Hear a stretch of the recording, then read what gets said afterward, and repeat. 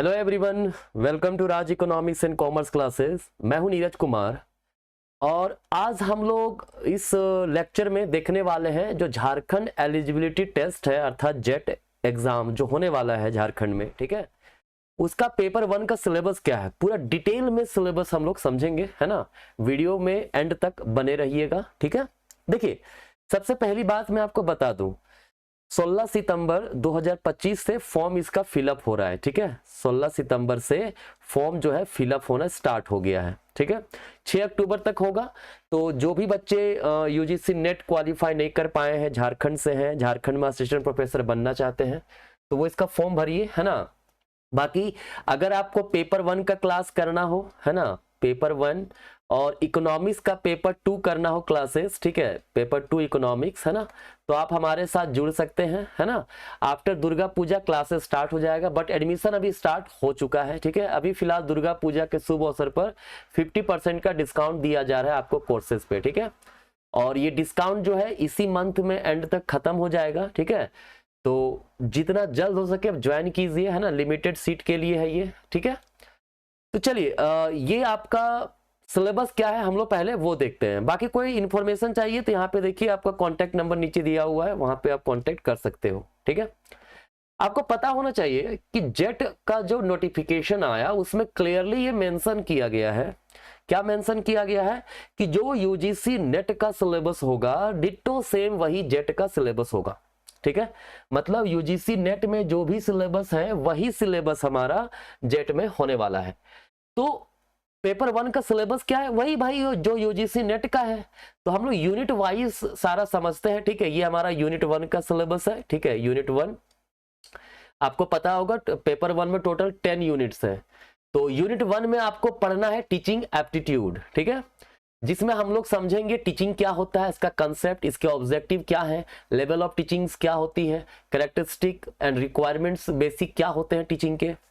फिर learner characteristic पढ़ना है। ठीक है, इसके अलावा आपको पढ़ना factor affecting teaching related to teacher, learner, support material, instruction facilities, learning environment and institutions. ठीक है, इसका पढ़ना method of teaching in institutions of higher learning, teacher centred versus learner centred methods, offline versus online method, है ना। पहले offline method famous था, after covid online method आ गया। गवर्नमेंट ने भी बहुत सारे इनिशिएटिव लिए हैं, जैसे स्वयं ऐप है हमारा, ठीक है, गवर्नमेंट के द्वारा, तो उसके द्वारा ऑनलाइन टीचिंग जो है वो दिया जाता है। टीचिंग सपोर्ट सिस्टम क्या है, traditional, modern and ICT based, है ना। इसके अलावा इवेल्युएशन सिस्टम क्या है, elements and types of evaluation क्या होता है, evaluation in choice based credit system in higher education क्या होता है, कंप्यूटर बेस्ड टेस्टिंग क्या होता है, इन सबों के बारे में आपको टीचिंग एप्टीट्यूड के अंतर्गत पढ़ना है। बहुत सारे लोगों का ये डाउट भी आने वाला है, कुछ समय में इस वीडियो में कमेंट आएगा कि सर पेपर 1 का बुक कौन सा है, मतलब अच्छा बुक कौन सा है। देखिए बेसिकली क्या है ना, हर एक कंटेंट, हर एक यूनिट सेम बुक में अच्छा सब में नहीं है, लेकिन पियर्सन का बुक थोड़ा सा रिलेटिव मतलब अच्छा बुक है। पियर्सन का बुक आपका हिंदी और इंग्लिश दोनों में मिल जाएगा, है ना। पियर्सन का बुक ले सकते हो, है ना, ये हिंदी इंग्लिश दोनों में आता है। तो जो बच्चे हिंदी लैंग्वेज के वो भी पढ़ सकते हैं, जो बच्चे इंग्लिश मीडियम के हैं वो भी पढ़ सकते हैं। ठीक है, इसके अलावा आज के समय में आपके पास बहुत सारे सुविधाएं हैं, है ना, गूगल है, ठीक है, इंटरनेट का सहायता लीजिए, बहुत सारे मटेरियल आपको मिल जाएंगे। ठीक है, फिर है आपका रिसर्च एप्टीट्यूड, दूसरा यूनिट क्या है, रिसर्च एप्टीट्यूड, जिसमें पढ़ना रिसर्च का मीनिंग क्या होता है, इसके टाइप्स क्या है, इसके कैरेक्टरिस्टिक्स क्या क्या है। ठीक है, पॉजिटिविज्म क्या होता है, post positivistic approach to research क्या है, method of research, experimental, descriptive, historical, qualitative, quantitative, ये सारे मेथड्स क्या है, स्टेप्स ऑफ रिसर्च, रिसर्च में कौन कौन से स्टेप्स होते हैं, थेसिस एंड आर्टिकल राइटिंग क्या होता है, उसका कैसा फॉर्मेट होता है, स्टाइल ऑफ रेफरेंसिंग कैसे होता है, application of ICT in research, है ना, इंफॉर्मेशन टेक्नोलॉजी जो हमारा है ना, इंफॉर्मेशन कम्युनिकेशन टेक्नोलॉजी, इसका एप्लीकेशन रिसर्च में क्या है, रिसर्च एथिक्स क्या होते हैं, इन सब चीजों के बारे में आपको रिसर्च एप्टीट्यूड में पढ़ना है। क्लियर। फिर है थर्ड यूनिट जो कि है कॉम्प्रहेंशन, मतलब इसमें पैसेज दिया रहेगा, passive text will be given, है ना, और उसी बेसिस पर कुछ क्वेश्चंस दिए रहेंगे और उन क्वेश्चंस जो है उन क्वेश्चंस को आपको आंसर करना है, ठीक है।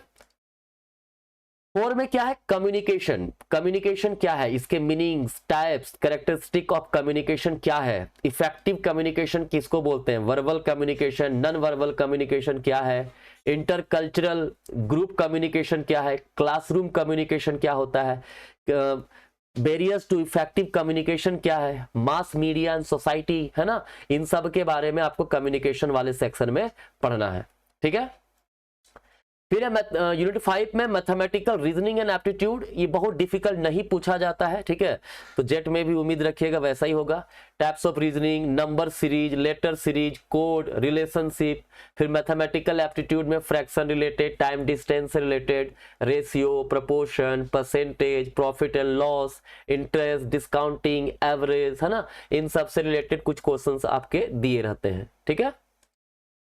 यूनिट 6 में आपका है लॉजिकल रीजनिंग, है ना, रीजनिंग, लॉजिकल रीजनिंग से भी रिलेटेड सवाल रहता है, जैसे understanding in structure of arguments, argument का फॉर्म, है ना, प्रोपोजिशंस दिया रहेगा, ठीक है, उसको समझना, evaluating and distinguish deductive and inductive reasoning, analogies, Venn diagram, ठीक है, इंडियन लॉजिक, ये सारी चीजें जो है आपको लॉजिकल रीजनिंग में पढ़ना है। बस ये याद रखिए, जो आपका 5 और 6 जो है ना, बहुत ज्यादा डिफिकल्ट सवाल नहीं पूछता है यूजीसी नेट में, तो जेट में भी नहीं पूछेगा, ठीक है।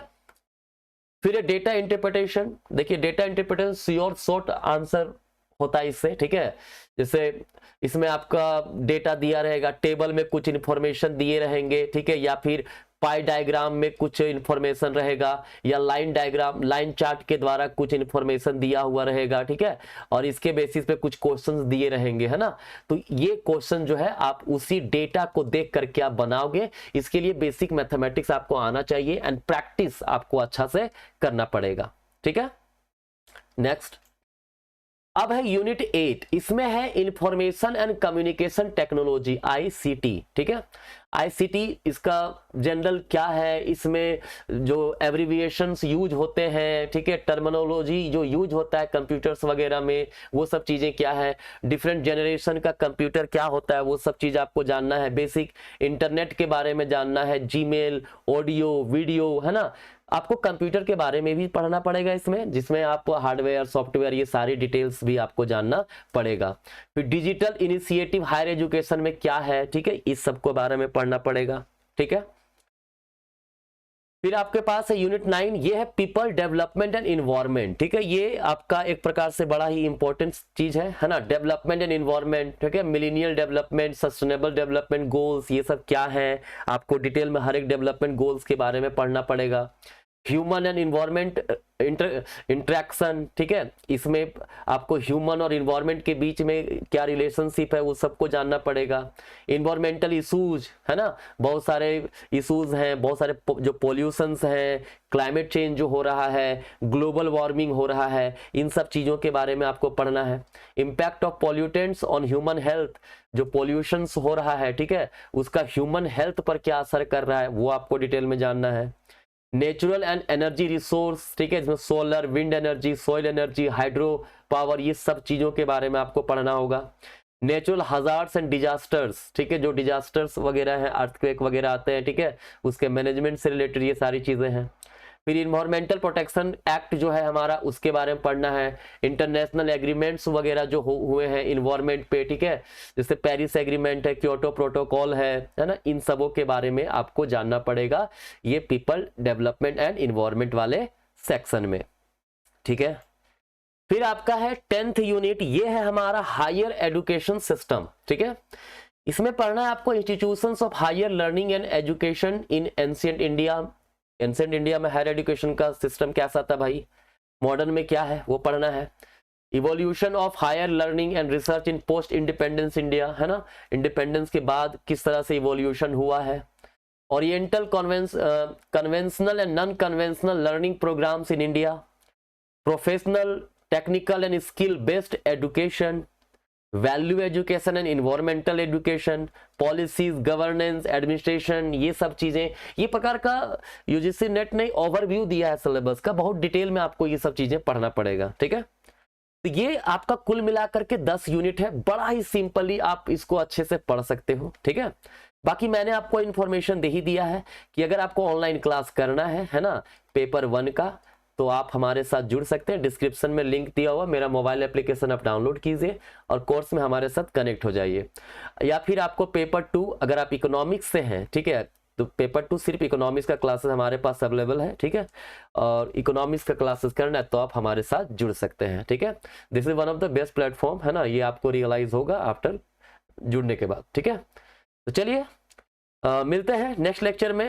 नेक्स्ट टाइम मैं इकोनॉमिक्स का सिलेबस भी डिस्कस कर दूंगा 1 by 1, ठीक है। चलिए, धन्यवाद।